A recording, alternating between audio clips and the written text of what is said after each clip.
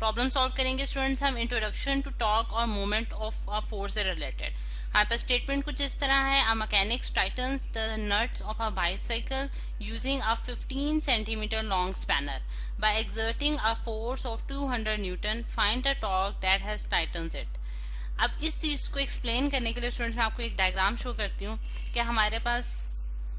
ये स्टूडेंट्स हमारे पास डायग्राम आ गई इसकी। अब आप देख सकते हैं कि हमारे पास इसमें एक स्पैनर शो किया गया है, यानी कि जो हमारे पास नट्स को टाइट करने के लिए हम यूज करते हैं।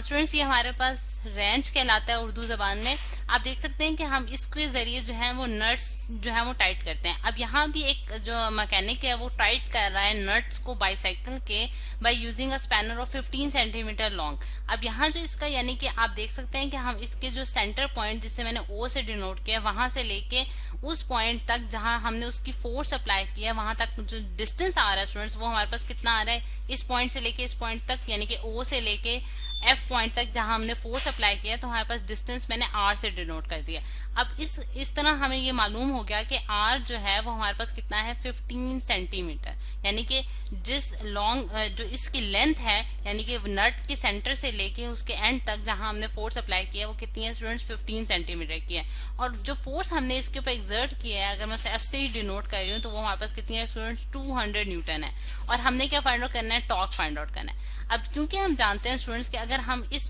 पे फोर्स अप्लाई करते हैं इस पॉइंट पे, यानी कि ये जिस तरह से आपको फोर्स की डायरेक्शन भी बताई गई है क्योंकि हमारे पास फोर्स एक वेक्टर क्वांटिटी है और उसको एक्सप्लेन करने के लिए हमें डायरेक्शन जो है वो रिक्वायर्ड है। और अगर मैं ये पॉइंट जो है उसको फिक्स रखती हूँ और इस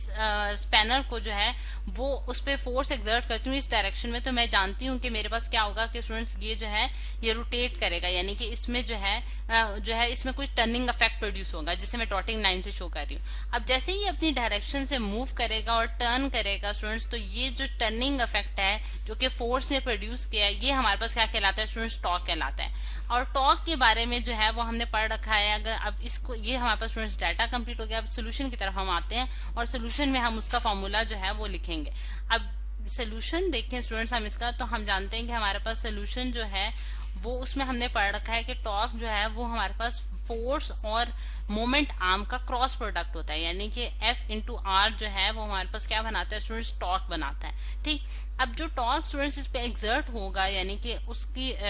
वो हमारे पास फोर्स और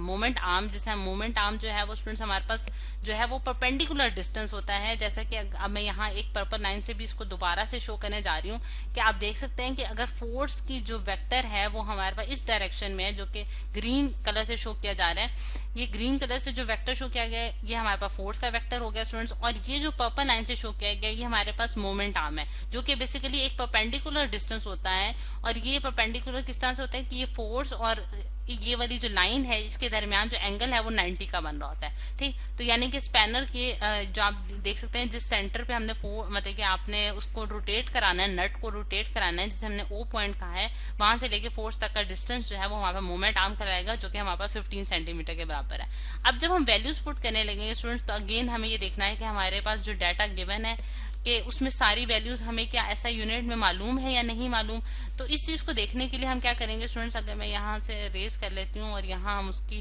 कन्वर्जन करेंगे तो हम देखते हैं कि हमारे पास जो डिस्टेंस गिवन है वो सेंटीमीटर में गिवन है। ठीक है, और डिस्टेंस को सेंटीमीटर से मीटर में कन्वर्ट करने के लिए हम क्या करेंगे, इसकी कन्वर्जन करेंगे। और हम जानते हैं स्टूडेंट्स कि हमारे पास जो 1 मीटर होता है वो हमारे पास 100 सेंटीमीटर के बराबर होता है। तो अब जब मैं इसको डिवाइड करूंगी स्टूडेंट्स 15 को डिवाइड करूंगी मैं 100 से तो मेरे पास आंसर आता है 0.15 मीटर। और मीटर जो है वो स्टूडेंट्स हमारे पास ऐसे यूनिट है लेंथ का, और न्यूटन जो है वो हमारे पास फोर्स का ऐसा यूनिट है, और टॉर्क जो है वो हमने इस तरह से देख लिया। अब सोल्यूशन यहाँ मैं लिख देती हूँ, सोल्यूशन की तरफ हम आ रहे हैं। अब सोल्यूशन में अगर हम देखें स्टूडेंट्स तो टॉर्क जो है वो हमने जैसा कि बताया है कि हमारे पास फोर्स और मोमेंट आर्म का जो है वो क्रॉस प्रोडक्ट होगा। तो फोर्स जो है वो हमारे पास 200 न्यूटन हमें गिवन है और जो इसका मोमेंट आर्म है वो हमारे पास कितना आ रहा है 0.15 मीटर्स। ठीक है, और 30 आंसर आया हमारे पास। 30 जो है वो हमारे पास टॉर्क है जो कि इस पे एग्जर्ट हो रहा है, और टॉर्क का जो यूनिट है स्टूडेंट्स वो है हमारे पास न्यूटन मीटर, यानी कि फोर्स का यूनिट हमारे पास न्यूटन है और आर जो है वो मीटर्स में मेजर किया गया है, तो इस वजह से हमारे पास क्या आंसर बन गया 30 न्यूटन मीटर। ठीक, तो ये है स्टूडेंट्स हमारे पास जो टॉर्क यानी कि जो टर्निंग इफेक्ट जो कि फोर्स ने प्रोड्यूस किया है, जो कि इस नट को जो है वो क्या कर देगा, टाइट कर देगा हमारे पास। ठीक है, नट को टाइट कर देगा with the help of a spanner.